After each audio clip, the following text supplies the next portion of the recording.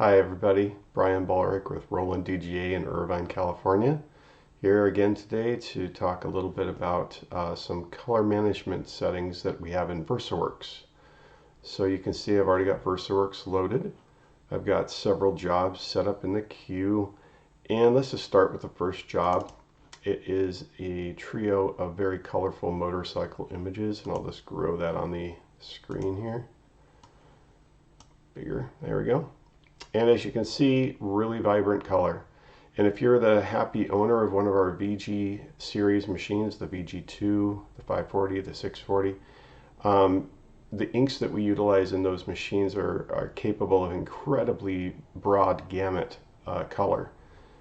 Very, very vibrant colors. Some of the best I've ever seen. Because of that, when you're given an image like this, literally these colors could not be any more saturated or vibrant. That's the right ink set. It's going to produce these very well. However, you need to know what to do in preparation for color management for something like this. So I'm going to close this out for just a second and show you a couple things. So that particular image, those three motorcycles, are three photographs. I'll go to another file right here, and this might be another job from another client. In this case, it is a collection of labels, and they're all vector. So there's no photographic data in this at all. It's strictly line segments that have been commanded to be a specific color within them, what we call a vector design. So very different from that first job that we looked at. Next job down, we've got this fairly faithfully rendered image photograph of a female against what is a fairly medium saturated yellow, and then just a Roland logo at the bottom. So nice. It's basically just a combination of a couple elements that we have. And then let's go to the last one. Very similar to the one we just looked at. And this one is, again, it's an image of a female, and we've got these overlaid vector designs as well. So a combination. It has some data that's vector, it's got some data that's raster. So you're going to run into this often, but you kind of need to know what you're looking at, identify what you're dealing with, to be able to know how to render it and how to apply the color settings correctly so you get good output, depending on what the client is asking for. So that's always an issue. And it's always best to try and discuss these things with your clients as you lead into a job that they're asking. They're going to give you a proof, hopefully of some kind, an image to look at, and you'll immediately start to diagnose where your trouble areas might be, what you know you can do well and explain, and then to get to a point where you can produce a quick test and show them and hopefully have them sign off and get the color that they are expecting. It's always best to get that done up front so there's no disappointment if they had it in their minds of what they thought the image was going to be. So back to VersaWorks here. Let's start with that first one. So we've got these three motorcycles, extremely vibrant, all photographic. There is a Roland logo up on the left, so forgive me, there is a small vector element in that upper corner.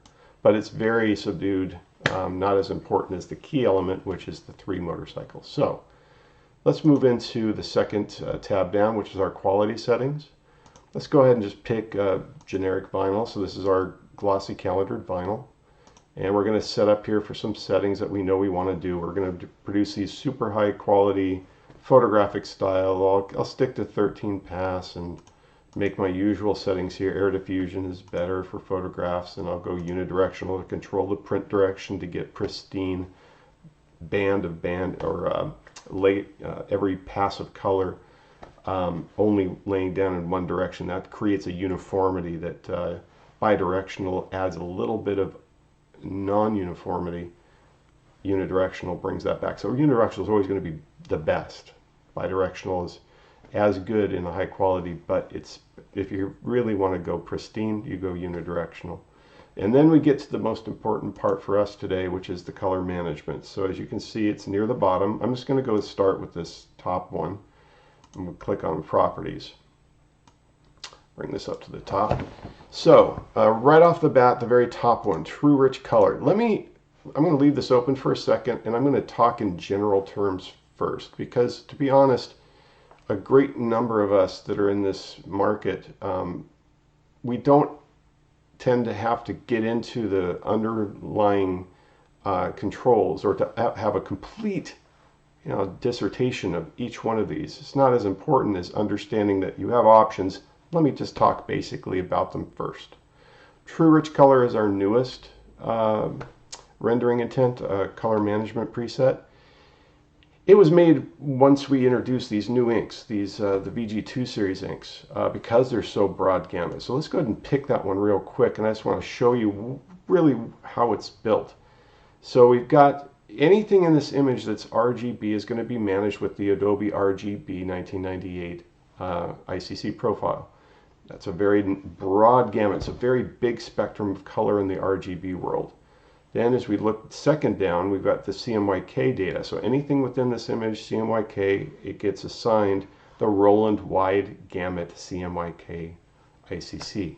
Okay, that is something new. It's, again, it was made to deal with producing images for an ink that is so vibrant, so broad gamut, the large color space that these inks can achieve. So what does True Rich Color give you? Especially for the VG series, it's going to take the image and very simply it's going to produce the most vibrant image it can produce, but at the same time it's not going to sacrifice things like neutral gray tones. So if you can imagine, if we just made an umbrella rule that just said make the color spectrum that I'm dealing with in this file as absolutely vibrant as possible, as saturated as possible. I'm not concerned with accuracy of color. I'm not concerned with the neutral tones of gray.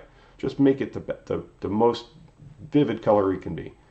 Problem with that is you're going to get some skew. You're going to get some things that really are going to push into certain color ranges that you won't like a gray tone, all of a sudden looking slightly blue or red. So those are not attractive, especially when you're trying to control them. So True Rich Color does a fantastic job of dealing with images when you're hoping or trying to achieve a real vibrant image, but at the same time still have some sense of faithful rendering, where some of the data you won't get moved. Like for example, the vector data in this one, the Roland logo's a mid-tone gray. That'll actually still look fairly neutral, okay? But at the same time, these amazing greens, yellows, and reds will get pushed, and they will look incredibly vibrant. So that's where this new profile comes into play. So let's talk about the next one down. So this would be a dramatic difference if you made a print of both of these. And by the way, a great recommendation. You've got our new machinery. You've got the VersaWorks. Take an image like this and simply do a quick fun run. So take a high quality vinyl and just produce this image across it with each one of these and make notations or turn the notes on. Let me show you how to do that. So you just go over here to your left and we'll see print job properties. That's under marks. It's about midway down on your left.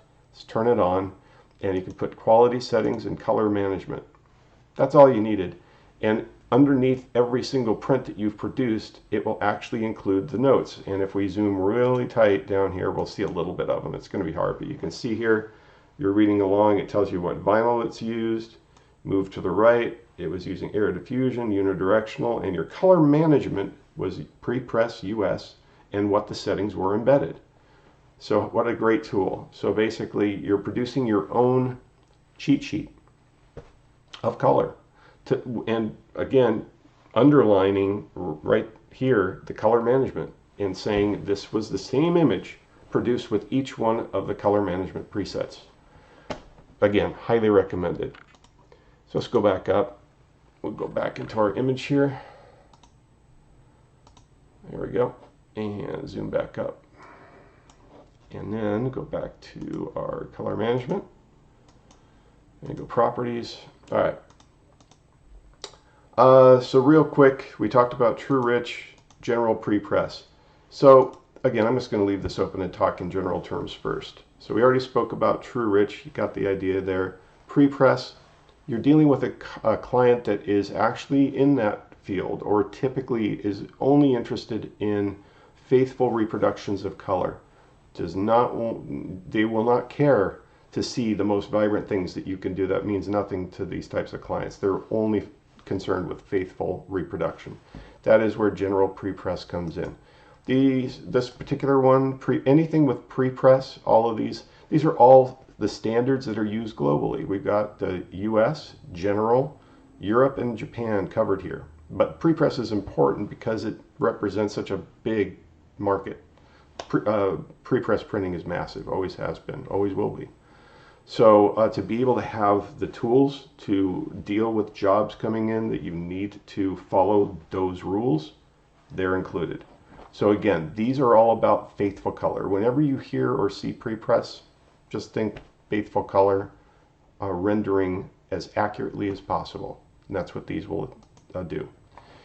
Again, I don't want to talk too much about the underpinnings, about the hows and whys, but first and foremost, really just a discussion about, in general, what you can do to control some of these projects and make color work for you.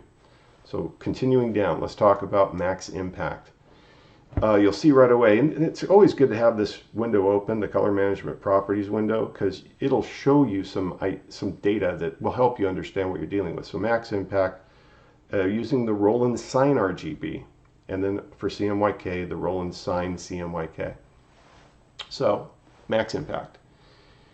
Remember how I talked about true rich color and about it keeping things faithful, at least in like a vector area or areas of neutral tones, and not pushing them into a different spectrum. So it's still maintaining some faithful reproduction of color, but at the same time taking bright, vivid colors and making them pop as best it can. Well, max impact says, let's do this, and it literally forces everything into the most vibrant zones of color, and it's not keeping things faithful at all. As a matter of fact, max impact, you have to be a little careful. This is a little side note that a lot of people don't know. It actually has built into it what is called the white tone, or the papered white is taken into account. So literally, if you have an image that has an unused area of white, and you use max impact, and you output the image, you're actually going to see white change to a slightly odd tint. You're losing your white point. You're literally you're going to lay ink down in a white space. The reason for that is max impact commands that it's trying to match the white of the media that's built into it, if that makes sense. So you have to be careful. You'll start to see image areas, the insides of characters. Let's say the characters are white. All of a sudden your characters, instead of being the perfect white of the material that you're printing on, it's been tinted. That's why. So max impact, great when you want to achieve the utmost color and accuracy is thrown out the window. So there you go, max impact. Sign and display used to be my favorite rendering intent or rendering preset before we hit true rich color. So everybody loved max impact. It's kind of funny. Basically, it produces such great color, but you lose that accuracy, right? So one notch down from max impact is sign and display. Again, you're pushing color. You're trying to, and it, as the name of it indicates, for signs and display, it's we need the vivid color back. We're trying to push the spectrum. We're trying to reach these really bright, vivid colors. Accuracy, I would rate this like, you know, it's way more accurate, or it holds faithful color better than max impact. Max impact, as you know, throws everything out the window. Sign and display maintains some. And then, so basically, you're kind of getting the idea here. You can see why it was my favorite before we hit the brand new one, which is true rich color. We didn't have true rich color before the VG series hit. So basically, a lot of jobs that I would run would be sign and display. It had that beautiful mix of good, faithful rendering of neutrals, but at the same time, it pushed the color spectrum quite a bit and gave us that beautiful pop when we needed it. So it worked quite well for a long time. And then the magic of true rich color came along, and to be honest, this is the go-to now for most everything I run in the shop. Okay, so again, sign and display is good at pushing color quite a bit. True Rich is even better. True Rich is still the king at doing both. It holds faithful color, but it also takes the most vibrant sections of color and gets them to their most vivid. Okay, so I would say in my shop, I run the vast majority of jobs today, especially if they're VG related, on the True Rich setting, and then I'll back it down to the next one, what I consider to be the next one just below True Rich as far as color spectrum push is sign and display. And then of course max impact I don't run all that often because again it's unfaithful. It really doesn't look at accuracy. So you do have to be careful. Still a powerful tool and nice to have. Use it or try it so you get a handle on how it manages color. But again, not as often. I don't run that particular profile. Going to finish off here with these last ones. Anytime you see max density, whether it's US or Japan, it really disregards any type of built-in ICC and then simply tries to render the color as it was designed. So very simply, it's only going to deal with the density of color, okay, and lay that down of what it's been designed at. Okay, again, probably best for you to just play with these, but anytime you're just dealing with, you're not so concerned with color accuracies, but you are concerned with the density of how much ink is being laid down, these might come useful. And last but not least, a kind of important one too, not very often I use this, but density control only, we're basically turning color management off. And we're only now taking the data as it was designed, literally however color was built in the file. We're not trying to map it to anything. We're not trying to mate it to the spectrum of the inks that we have. We're not trying to create some kind of calculation to make everything look just the right way. That gets basically shut off. And all this will do now is it goes to our RIP and it says, what media do you have? And for that media, there's always going to be what's called an ink load limit. And that's all it's going to concern itself with, is how much ink can I jet onto this material before it literally is beyond its capability.